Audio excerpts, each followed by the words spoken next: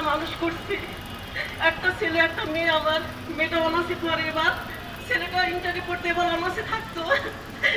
বাবা ছাড়া একটা মানুষ করা কি জানলে তো কত কষ্ট।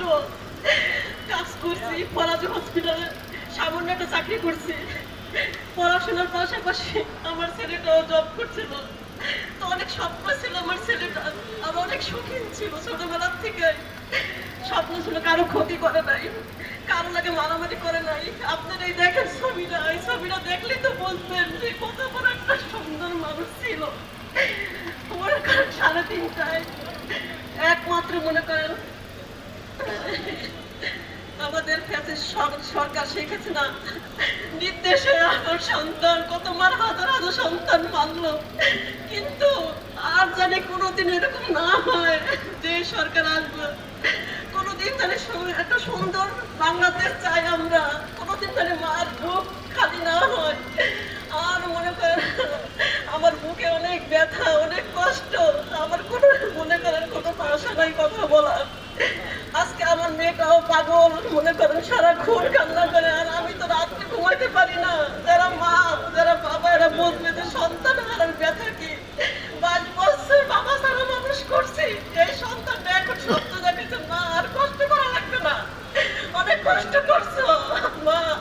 আমি এখন চাকরি করবো, পাসপোর্ট বানাইছি, জাপান যাবে, ফিজিওথেরাপি কাজ শিখাইছি, বাহিরে যাবে, বাংলাদেশে মনে করেন 40,000 টাকা বেতন পাইতে একটু বাচ্চা, এত এমন কাজ শিখেছিল আর এত মেধা ছিল।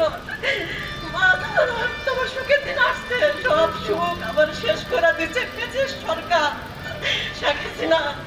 আমি আল্লাহর কাছে ওই জানলা এই বাংলার জমিনে এমন আল্লাহ এমন বিচার করো, এই দেশে যাতে আমার কোনো জায়গা না হয়। আল্লাহর কাছে কই, আর আমি আল্লাহর কাছে একটা জিনিস চাই যে বাংলাদেশে একটা ভালো মানুষ আসুক, কোনো মার সন্তান যাতে আর হারাইতে না হয়। অনেক কষ্ট তাদের। আমার দুঃখের বিষয় আমার ছেলেমেয়েরা আমি অন্যের জায়গায় মাটি দিচ্ছি। আমার বাড়ি মাদারীপুরে, আমার বাবারা অনেক গরিব, আর তো জানেন এই বাবার বাড়ি না থাকলে কি হয়, ছেলের বাবার বাড়ি তো নাই। মনে করেন আমি একটা চাচা বাড়ির জায়গায় মাটি দিচ্ছি, এবার সরকার থেকে পাকা করতে আসছে, পাকাটা প্রথম ধরে আমার করতে দেয় নাই, পরে সরকারের যেইভাবে হোক ওনাদের হুমকি ধুমকি দিয়ে পাকা করছে। আমার একটা ঘর নাই, বাড়ি নাই, কিছু নাই, সন্তানটাই